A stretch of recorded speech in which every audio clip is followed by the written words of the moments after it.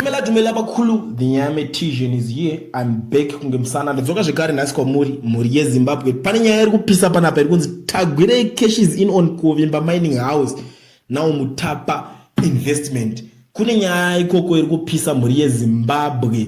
Zvandasangana nazvo mukufamba, streets ari kupisa, streets ari kuboila. Vanhu vakawanda vanga vachingondibvunza kuti naishamwari 1.6 billion iri kunetsa streets ndechi. 1.6 billion iri kutaurwa muri yeZimbabwe iri kunzi pane mashares yakapuwa munhu asingazikanwa kuti ndiani, asi panapa zviri kufungidzirwa kuti pamwe ndiye anogona akapuwa mariyo, but kuti achitaurwa manje straight panapa zviri kunetsa. So panapa bepa iri randokusangana naro panapa ndiro riri kutaurawo nyaya iyi rikuti it has emerged that Zimbabwe's liability may have shot through the roof following secretive payment of 1.6 billion to unknown shareholders under the Sovereign Wealth Fund, according to the latest Sundry report. ZANU-PF benefactor and tycoon Kudakwashi Tagwire was allegedly paid 1.6 billion for shares in Kovimba Mining House, which owns around a dozen gold, lithium, nickel, and platinum mines under the Sovereign Wealth Fund, whose name was changed to Mutapa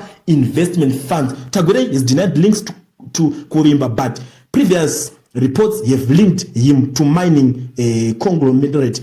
Ndiyo nyaya iri panapa muri yeZimbabwe takada kuitarisa azvina kumira zvakanaka, but unoziva kuti nyaya dzinonetsera paZimbabwe ndechekuti mari yakadaro yonzi yapuwa munhu 1 nekutambura kunoita Zimbabwe ikoko, but azvitaurike ka1 manje. Vanhu vakapfana vakaita sana Uchino Chivayo vaiva vamunobuda muchipopotera muchiti Chivayo this, Chivayo ndiwo uri kunetsa nyaya mari, Chivayo ndiwo uri kudya mari yenyika yakawanda.